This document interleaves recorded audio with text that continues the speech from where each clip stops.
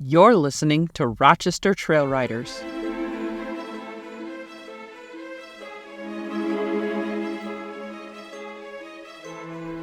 Good evening, dear listeners.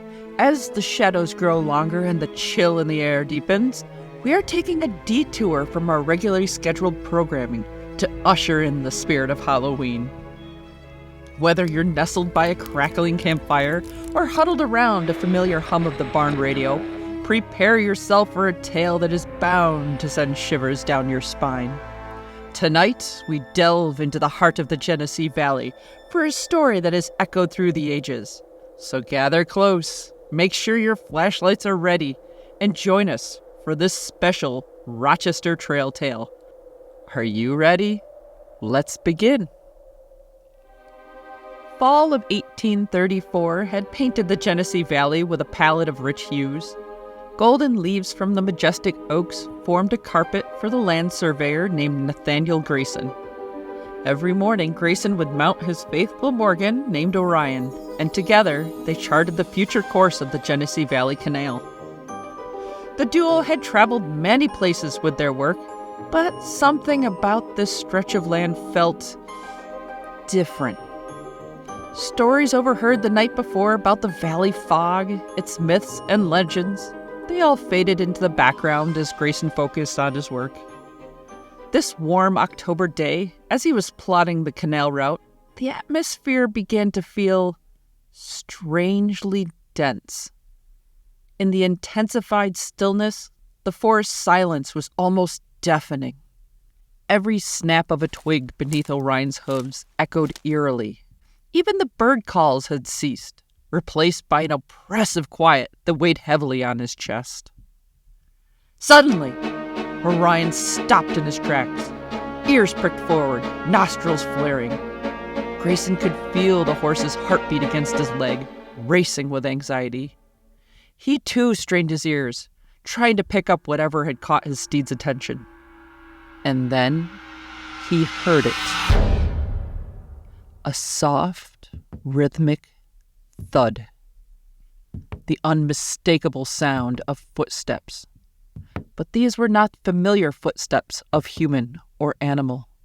They seemed hollow, as if the earth was being pounded by some unseen force. Greyson's breath caught in his throat, and he scanned the fog around him, but the dense mist limited his vision to mere feet. The footsteps grew louder, and now accompanied by a low, mournful humming. A truly intense melody that chilled him to the bone. The temperature around him dropped suddenly. A cold gust of wind blew, making the fog swirl and revealing, for a brief moment, a silhouette. A tall figure that was neither man nor beast. Its face obscured by a thick mat of hair with yellow eyes. And just as quickly as it appeared, the fog closed in again, swallowing the figure from sight. Orion called out in distress, rearing up with such urgency. Greyson struggled to calm him down, his own heart slamming in his chest. The humming grew louder, and the footsteps seemed to be coming from all directions, disorienting Greyson and making escape seem nearly impossible. As he tried to find a way out, the voice changed from a hum to a whisper. A cacophony of voices, muttering indistinctly, echoing through the trees. Lost. Trapped. Forever.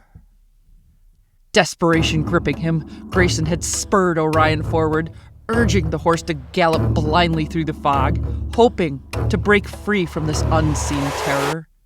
Behind them, the footsteps quickened. The whispers, they grew louder, and the chill intensified. The forest seemed to close in on them. The trees now gnarled and twisted, their branches reaching out like skeletal hands. The very earth beneath them felt like it was shifting, trying to pull them down into its depths. Greyson clung onto Orion, praying that they'd find their way out of this living nightmare. The fog, the whispers, the cold. all felt like the valley was alive, and it was hungry. Orion's hooves thundered the ground, and every muscle in his body strained against the frog's oppressive grip. The once familiar path now obscured, the landscape morphed with every passing second. Greyson clung tightly to the mane, the cold air stinging his face and eyes. Suddenly, without warning, Orion stumbled, sending Greyson tumbling to the ground. Disoriented, he tried to stand, but the heavy fog made it seemingly impossible to tell up from down, left from right. Gathering his resolve, Greyson pulled himself to his feet, trying to locate Orion. He could hear the panic calls of his horse somewhere off to his right.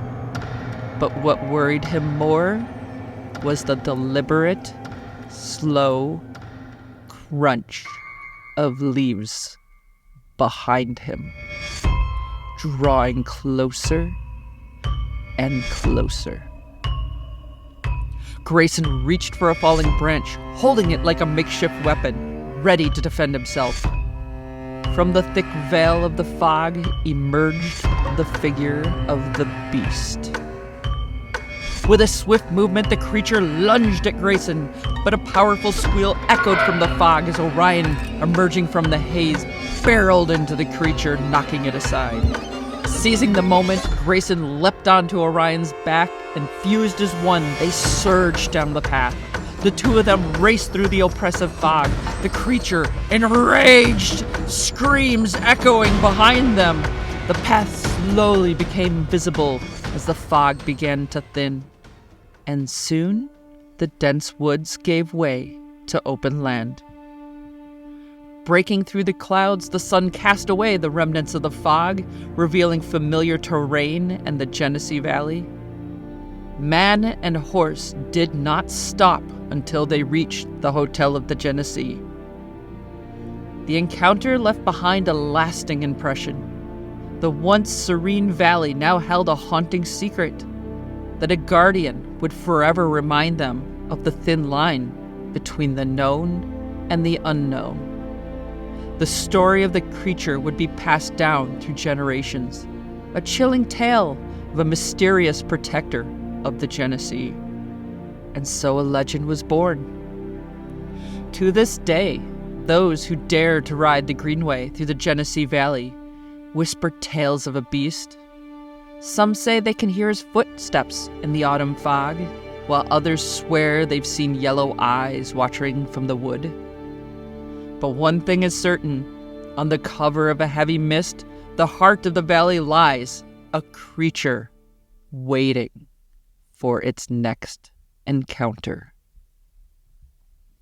The events of this story are, they're purely fictional, while the places are tangible. The stretch of the old canal is now the Genesee Valley Greenway, stretching from Rochester to Hinsdale, New York. The Hotel of the Genesee, it still stands today. It is known as the Art of Ale, a haven from the dense autumn fog that blankets the valley. Thank you for listening, and if you like the content of this podcast, be sure to like, follow, subscribe wherever you listen. Until next time, happy trails.